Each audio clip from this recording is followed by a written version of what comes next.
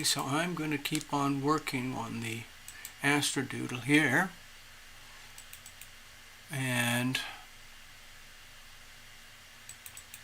show you what's happening right now in the heavens with the sacred geometry.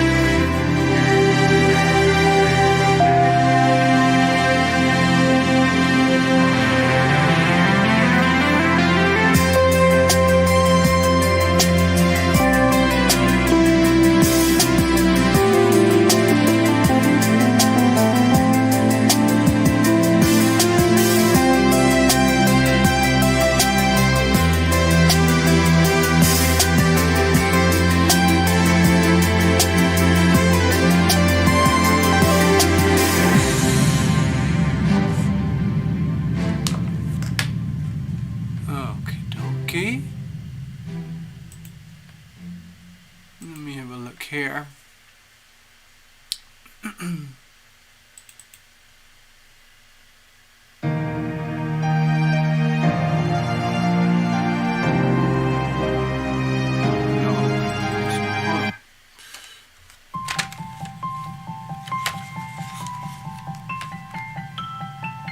looks more like pink.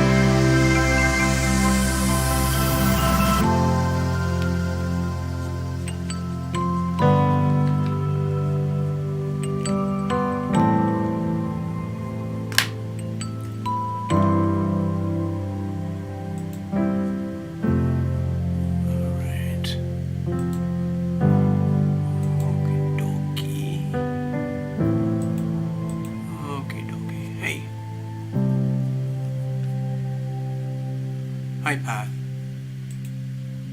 Just going to wrap this up here. So, whew, well, where do I start? Okay. First of all, it's very hot over here, but that's, it's summertime, so what do you expect? Which I'm going to put a little bit more orange over here. I'm going to do it like this.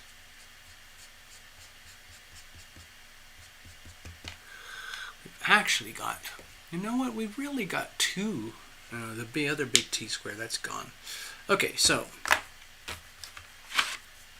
I think let me just tuck these away right now, because it feels very cluttered at the moment. Alright, we can come back to that as needed. Let me just check in. Hi, Path. Thanks for dropping by. Just need to check a couple of things. Last week we had this major crash. I'm sorry about that.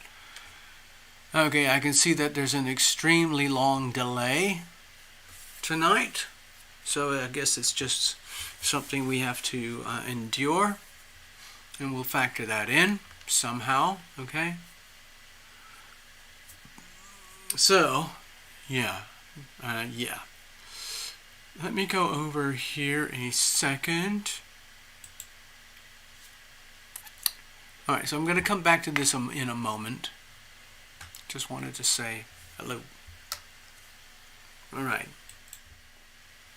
Greetings. Hello, Path. I don't know who else is out there. If anyone else shows up, that would be great. It's more fun. The more the merrier. It's 26th of May, 2023. Yeah, we've got some pretty, what I would call hyper-stressful sacred geometry with the planets right now. As you know, I love to blame everything on the planets. So wherever those stress points lie in your own individual chart, that's where you're going to feel it.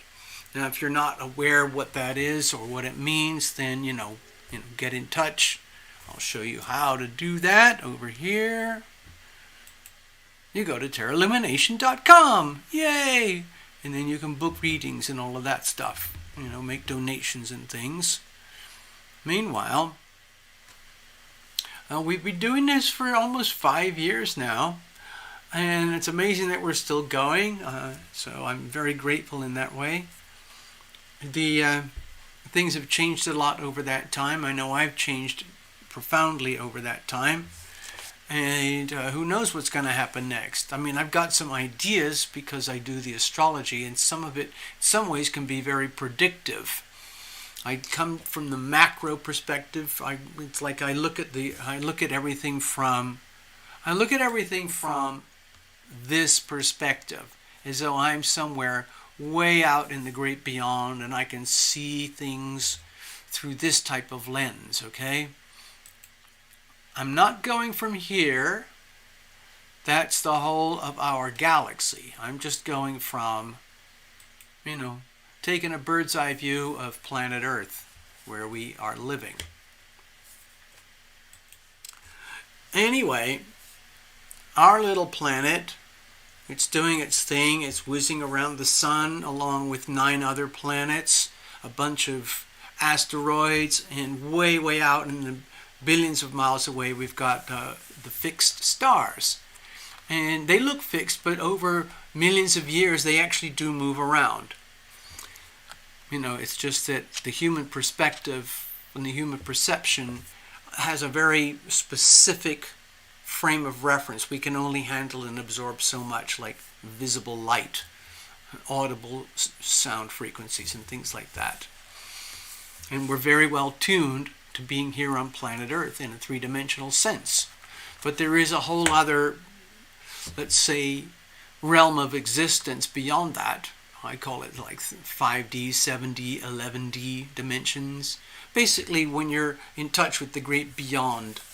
And here on Earth, people call that stuff, witchcraft or magic or ESP, extrasensory perception. And it's when you're in those high frequencies, super high frequencies, it's beyond our traditional senses, but it's still there. And we do have a little organ, the pineal gland, which is tuned into that if you want to. And that's where you get things like mediumship, psychic mediumship, clairvoyance, clairaudience, clairsentience, clairsmelliance. It's all very real. And the whole phenomena of time starts to become very malleable. You can kind of see into the future. You can see into the past. So it's kind of trippy and weird. And I've had to accept that this is basically my life. But still, like a lot of other people who operate like I do, and there's millions of people like us, you know, and sometimes it's a real struggle. How do you function in a three-dimensional world where you are biologically programmed to operate in multi-dimensional, the spiritual realms? It's tricky. Anyway, just wanted to get that off my chest. So let's go back to the charts for a moment, because Path Traveler brought something up. And I think, actually, you know what, Path, I remember you asked if we could do a video specifically about Mars and Leo. I'm sorry I haven't got round to that yet. And maybe it's a little too late, I don't know. But let's go forward anyway. So here's the Astrodoodle for today. It's based on the ephemeris, which is the same data that they use at, NASA and, SpaceX and Space Force and everything like that for charting the movement of their astronomy and all their space missions. It's basically a chart that indicates where the planets are at any moment in time as they whiz around our solar system. So anyway, early yesterday, the moon was here, and it was very stressful for me personally, because we had this massive opposition here, creating a big fat T-square, which can be very, very challenging. And I've missed out something which is very important. I knew I would miss something. I'm sorry, didn't mean to do that. Okay. There we go. Now this has been going on for weeks. It's been flexing itself in and out as the planets shift and change. But there's fierce energy along this axis here. It's the Mars opposite Pluto axis, and now we're heading into Venus opposite Pluto as well. We just had the moon opposite, okay? And at the same time, we've got Pluto in a very hard square with Jupiter. Very tensed angle.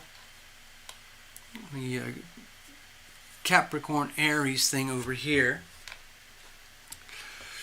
So that forms in astrology a big fat T-square, which is hyper stressful at the best of times. But when it involves Mars and Pluto like this, it's very fierce.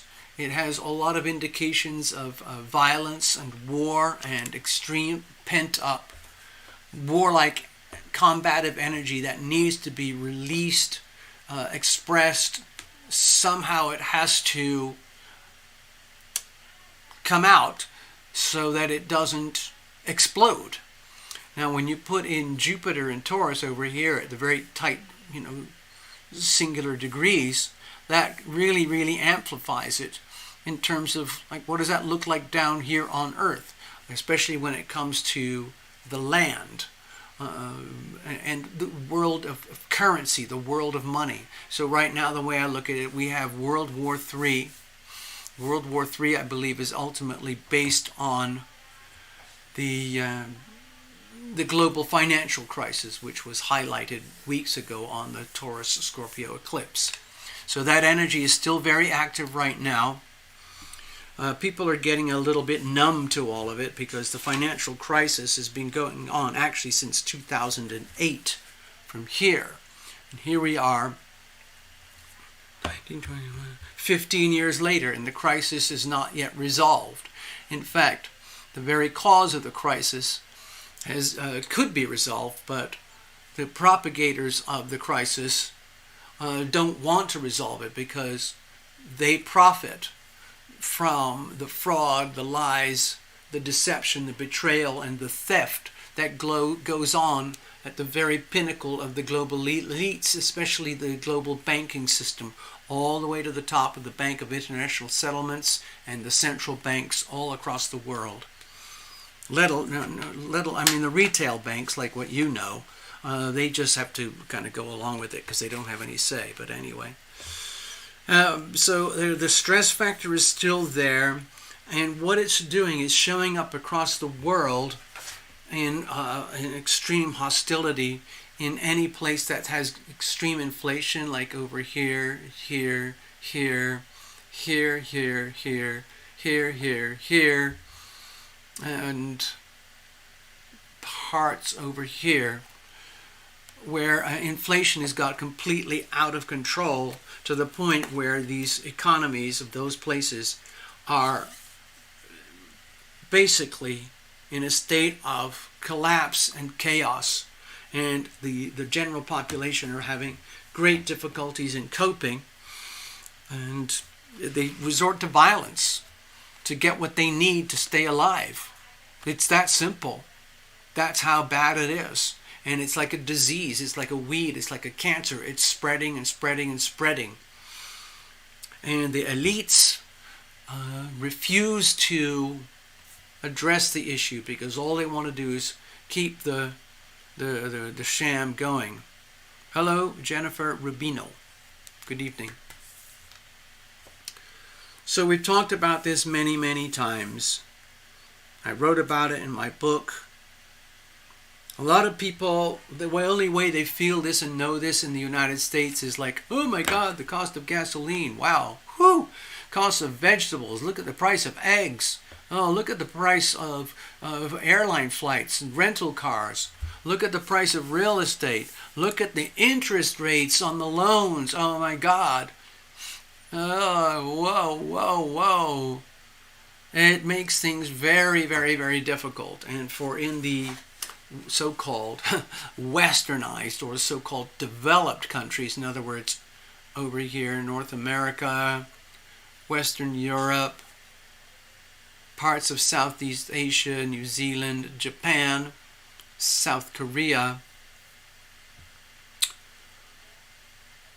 they're having problems as well.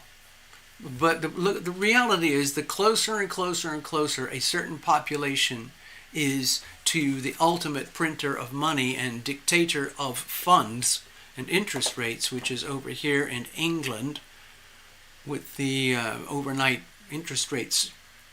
They basically dictate a number, and it goes straight to the United States, and then that gets propagated all across the world, and everyone else on the planet has to oblige, otherwise their economies sputter and go berserk.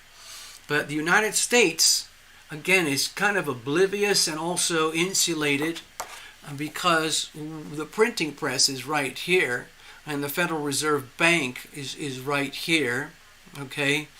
And they all operate, Federal Reserve Bank system, the United States Treasury, and the United States presidential administration that we have today right now are working in deep collusion to maintain the pyramid of power as long as possible. But it's crumbling. And that's a problem. Not a lot of people know what to do. There's no immediate solution, but there will, because of nature and the way things work. Once we start to enter a 20-year journey with Pluto and Aquarius, I guarantee the global financial system is going to completely morph into some new version of what we call money. It's actually a form of currency exchange, such that it will eventually, ultimately, be more tuned into what I would call real money for we, the people, as opposed to fake money that serves the elites. Okay? Basically, real money is the enemy of fake money. Fake money is the enemy of real money. And right now the whole world operates in a world of fake money. And oddly enough, this country over here is one of the biggest participants in the world of fake money. And they've taken it so big, so far, so fast, and defrauded their own country and their own population so fast that just like every Ponzi scheme, it ultimately collapses. And so this population over here is having a long, slow financial implosion inside their own economy. And the worse that gets inside, the more belligerent and hostile and violent the CCP will become on the outside, which is going to translate into the wars over here, and so on and so on. So all of this is highly predictable. The question is, what do you do about it? As an individual, you just have to hunker down, prepare, protect your money, protect your privacy, protect yourself. If possible, get out of debt. If possible, downsize and live a cash-only lifestyle, and learn to understand what is truly valuable. In other words, what you need as opposed to what you want or what you think you want, or what might be what you think you need. The things that you really need are clean air, clean water, shelter, self-defense, friends and family, food. There you go. Anyway, personally, because of the way my personal astrology is built, this is very stressful for me personally. So I am doing my best to deal with it. I have to tell you, I'm very rattled. But then again, because I'm aware of it, I don't feel like I'm a victim. I am perfectly aware that I'm rattled and I'm highly stressed by these aspects, but I'm still semi-functional. Anyway, like here, look, like the real stress points, for example, if anyone has the energy of Leo in their chart at the very small degrees, like 1, 2, 3, 4, 5, 6, 7 degrees or so, you might be feeling that. If you've got Pluto in Capricorn at 27, 28, 29 degrees, or Pluto in those degrees, well, you wouldn't have that by birth, but wherever you have, let's say, okay, wherever you have Capricorn 27, 28 degrees in your chart, you're going to feel it there. Wherever you have Taurus 5 degrees, okay, look at it like 5 degrees, 5 degrees, 1 degree. That's very, very tight. It's a very, very tight T-square. These are the major stress points, and they would be in your chart somewhere, depending on your personal astrology, okay? The sacred geometry is what it is. It's a question of how does that impact you personally in terms of the transits. Okay, Path just put something up there on the screen. Let me just check. Let me go over with you guys here. Okay, so Path put something there. TL, I asked for a video with the nodes going into Aries, Libra. Oh, okay. So that gives me a little bit of time to, get something valuable, something that is useful and understandable for the viewers. So, yeah, give me a chance. I'll try to work on that. There is not a day that goes by where I don't wish I could put up, a daily 10-minute video and just like have a steady presence. But for the last few years, I have not been able to do that for one reason or another. And I apologize.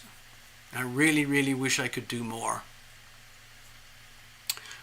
Anyway, we will look into the nodes because, as you can tell, the nodal axis is changing fairly soon. In fact, let me just check on the, let me see if we can go over here for a moment.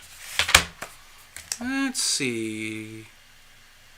Okay, the north node, where is it? Where's the nodes? Okay, 4, 3, 2, 1. June, it's going to be probably in July, August. Let's have a look here. Okay, so the nodes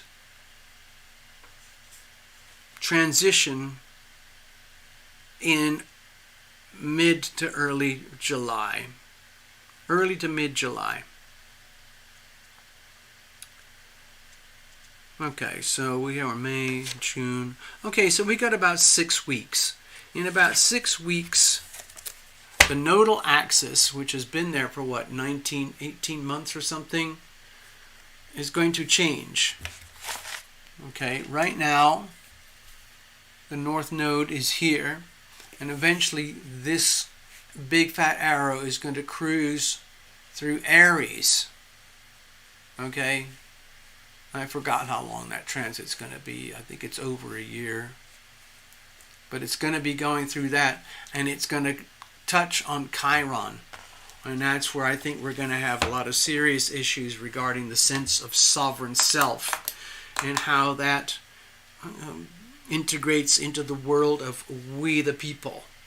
And by the time we get to the end of 2023, Pluto is going to be right here, and it's not going back ever again into Capricorn for another 250 years. So right at the end of 2023 and into the whole of 2024, we're going to have Pluto in Aquarius. So you might want to brace yourselves, be ready for massive upheavals, massive changes, but it's happening very, very, very deep, just like what happens with tectonic plates. You know, like the surface of the earth is divided into tectonic plates. It's going to be shifting, okay? And everybody on earth is going to feel it, whether they like it or know it or not. There's going to be radical shifts and changes in technology, banking, and artificial intelligence, computing, and also the way that money works. Massive new advances in technology are going to change like the whole global financial landscape. But it's going to be a long, slow journey, because it means the death of an old system and the birth of a new system. And the old system is, very reluctant to tap out, take itself out, okay? It wants to perpetuate itself in its fraud for another 250 years, but people are starting to wake up on a global scale how bad that is. So it's going to be a very interesting journey the next 20 years. I'm hoping I can be here with all of you. Mars in Leo, Path Traveler says, Mars in Leo has allowed me to get a lot of things done. Now I'm starting to feel like a balloon with the air going out of it. Yes. Well, when you look at Jupiter in Taurus, Jupiter, if you look at, think of Taurus as the sign of building, the sign of the builder, the contractor, the construction, the physical material matter of getting things done, like digging a foundation for a house, building a skyscraper, building a business, building railway tracks, building enterprise, but building things that are very physical, perhaps remodeling homes, and so on and so on. But it's been very, very challenged, heavily challenged, especially when it comes to finance, restructuring global finances, restructuring personal finances. That's a very, very powerful theme right now. Mars loves to be in the sign of Leo. Mars in Leo is very happy there. It's basically the kind of energy that you would imagine just think of the basics. Think of keywords, Mars, fighter, warrior, fight or flight. If you know you're going to lose, you run. You use all your power and energy to run so that you can live to fight another day. Mars is the go-getter. You have to go out and get stuff done, take physical action to attain results, attain outcomes. It means taking risks, in Mars and Leo, taking very big, bold, courageous risks with a very strong sense of ego and determination and conviction and belief that you will prevail, that you will succeed, that you are right, and you have the right to be right, and you have the right to live in your full glory. So that's great when Mars and Leo is in very harmonious aspects with, let's say, other planets. But Mars right now is basically highly polarized with Pluto. And Pluto is all about mass power, but it's indiscriminate power. And it's the most extreme form of power. And the way we witness it here on Earth is the big pyramid of power, where you have the elites at the very top. In other words, the bankers, the Bank of International Settlements, the central banks, the big global funds, the BlackRocks, Vanguards, State Streets, multi-trillion-dollar funds. They live above the politics. They live above countries, nations, nationhood. They are their own self-sustaining, self-perpetuating, there's another word for it that's not very pretty, self-justifying group of people. It's a very, very small number of people, and there's astronomical amounts of money at their disposal. There's a word called plutocracy. It's the rule of power and the rule of money. So like he or she, whoever has the most power and the money, rules. And there's actually a very simple rule. He who has the money rules. Okay? And for quite a while it's been the United States. But because the money that we call money is based on a fundamental fraud, that scam is starting to collapse. And so the people at the very, very top of the pyramid are starting to be exposed. And so the way I feel it is that we are witnessing the very, very toxic, super unhealthy expression of the worst of Pluto, being opposed by very vivid, strong, courageous expression of energy of Mars. And it's this type of energy. It's like, yeah. So you get the raw, massive power of Pluto in Capricorn, 29 degrees, facing off with the more, let's say, much smaller but much more fierce power of Mars in Leo. And Mars in Leo can effectively expand its power exponentially because it's in the sign of Leo, and it's what I consider to be in a healthy expression. And so that's my interpretation. There's a certain very famous person who has Mars in Leo conjoined Pluto in Leo in his birth astrology. And it renders him with an extremely powerful aura, especially considered it's in the first house of self. When you combine Pluto and Mars in Leo, it's like a massively powerful energy force, energy field. When it's a healthy expression, it's for the good. Now, there are some other places and other people who have unhealthy expressions of very similar planetary alignments. I'm not going to go into those. I'm not going to talk about it. But anyway, the planets always have a healthy and an unhealthy expression. It's a question of how we, as human people, interpret that and respond to the geomagnetic influence.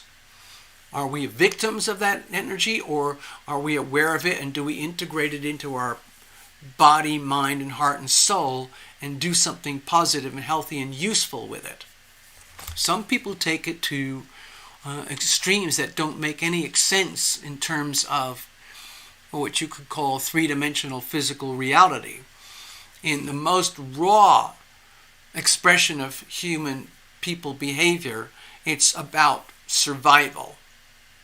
It's about the right to go forth and multiply, the right and the duty and the obligation as a living organism to reproduce and conquer the environment and take total domination. You just have to look at trees in a forest, bugs, insects, swarm animals, schools of fish, any type of population. Their fundamental biological essence is to reproduce, make more of themselves, and adapt as time goes along. And human people are just the same. But sometimes in order to advance, it's just like when elks or big deer or moose are fighting to assert dominance, the male would have big antlers and would say, hey, you, I'm going to take you down because I want access to all the cute girls, okay? And you're getting in the way, so I'm going to take you down. And there's a big, big fight, and you end up with a so-called dominant male. And the dominant male gets to dictate circumstances. So in a very crude, violent sense, that's sort of, you see that everywhere. And sometimes it's done in a very healthy expression, sometimes it's done in a very unhealthy expression, but it's still driven by the primordial urge, imperative to reproduce and expand and evolve to total domination. At the individual level, it happens when boys meet girls and they make babies, and those create families or pseudo-families. A lot of the families, just like in nature, family structures collapse. And the ones that really survive are when boys meet girls and they integrate in a very, very healthy way, and they create healthy family structures, and they teach their children what it means to have a healthy family structure, of what is a healthy expression and what's an unhealthy expression. And the outcomes can be very, very different. Often you can see that with like society, where children are born and raised in, let's say, less than optimal family situations. Sometimes those children never get a chance to evolve beyond a certain level because they never had the proper grounding, fertilizer, nurture, nutrients, psychological, mental, emotional, and loving nutrients that you need to grow. Now, some people get to the point where, let's say, they are successful. They have survived, they are thriving, they have met their needs. And on top of that, they've met their wants, but they're still insufficient. They're deficient in some way. And they're starting to realize, my God, there's so much more. And some of it is so beautiful and profound and satisfying, it's even better than having your first date, your first score, your first car, your first romance, your first paycheck, your first win, your first date, all those like so-called winning three-dimensional things, your car, your house, your cool gadgets, your cool clothes, your cool stuff. There's so much more. And you start to meet these people, and if you're one of those people, you sort of start to migrate into different ways of operating. And like today I was watching something about a fellow who does animal rescue. I've always had that vibe inside of me ever since I was a little tiny kid, but I don't know how to express it effectively, so it just kind of comes and goes. But this fellow, he was an Irishman, had a successful self-starting business, had all the good things in life. But he was an alcoholic and very, very depressed, and he didn't know what to do. And then he saw a poor dejected animal on the street, and it woke him up. It kind of broke his heart, or you could say it broke open his heart. And the energy of love and compassion started to flow outwards. And he realized his life was not about himself anymore. There's something else, and it's beautiful. And he decided, like, you know what? I'm going to do what I always wanted to do since I was a little kid. I want to go and rescue unhappy dogs. And that was it. And that's what he did. And now he's making YouTube videos. There's finance coming in. He feeds. He's a businessman as well. So he's got a way to make things happen in 3D, you know. And now I think he's operating in Vietnam. And he feeds 800 feral dogs every day.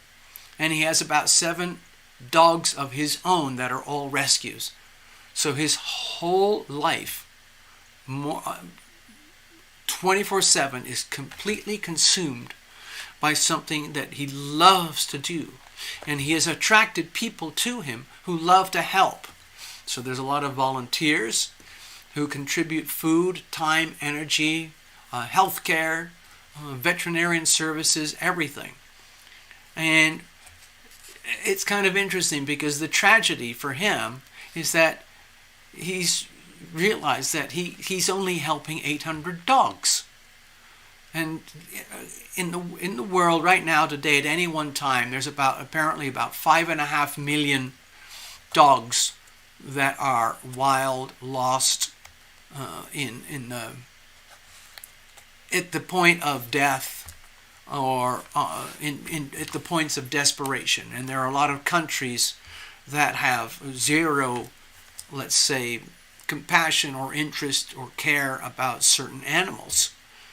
And some of those countries have huge amounts of tragic populations of feral cats, feral animals of all kinds. For some reason I feel it every day, and it hurts, and I don't know what to do about it. But I'm not that guy, I'm not that Irishman, I have no clue how I would actually help in real life. So anyway, I kind of live vicariously through people like that. But that's the energy of love. That's the healing power of love, and how it comes to you from up above. And you can operate in life, in a three-dimensional life. And this guy figured out how to do it in such a way that he is an instrument of the healing power of love. And everything that he needs is provided.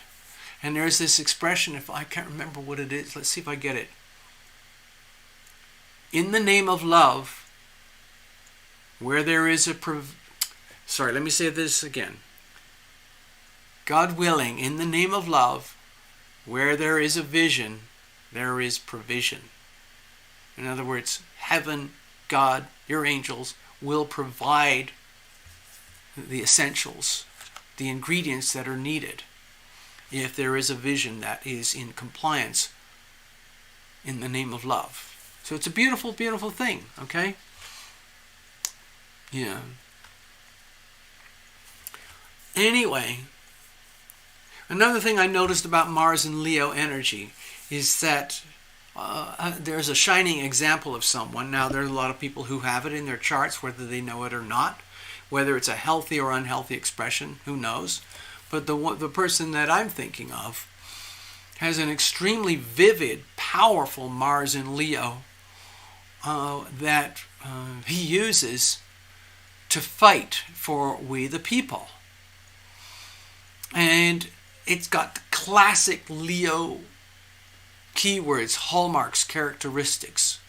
Think fierce, powerful, courageous, proud, indefeatable, protective, defensive of their pride, of their kingdom, of their territory, their family, all that Leo lion energy. And there's no apologies for being that awesome and that powerful and that capable and that fierce. No apologies. Imagine that Aries, Mars energy combined with the Leo. Just imagine that. Wow. Anyway. So there's a couple folks here. I just want to check in on something. Give me a second. I got to go tootling around on the broadcast system here. Give me a second. Okay. So, I'm sorry there's nobody here tonight besides Path and myself and Jennifer. I don't know who else is here. It's showing me that we have almost zero audience. And frankly, I'm not sure if I'm in a fit state to do readings right now. I don't see any donations or anyone interested in a reading or asking for a reading or anything. So if you don't mind, I think I'm going to wrap it up. If anybody has any last minute issues and stuff, I'll hang around for a few minutes because there's a very long delay tonight. And so we'll see what happens.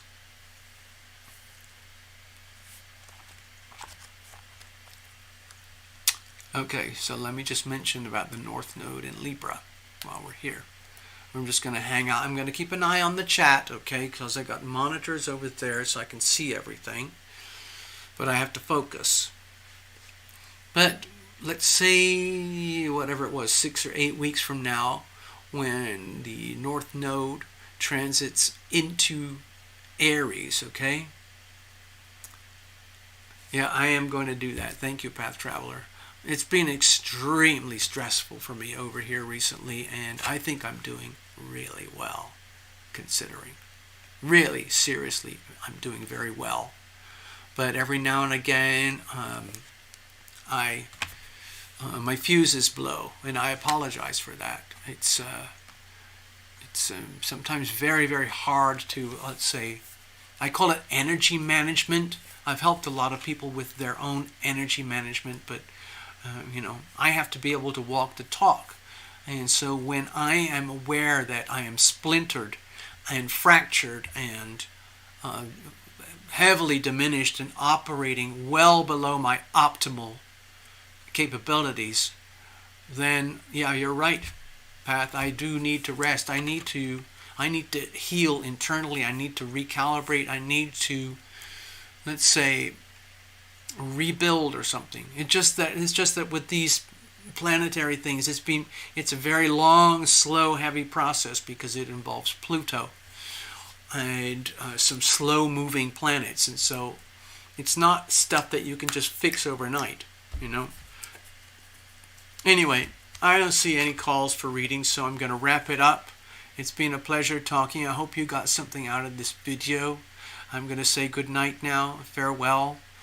And I'm going to stop the stream, but I'm going to let the thing run because the switch off between my closing down of the show relative to the way that YouTube closes down the show is very, very different. And I don't want to have everything sliced off at an important point, okay? Hello, Ivona.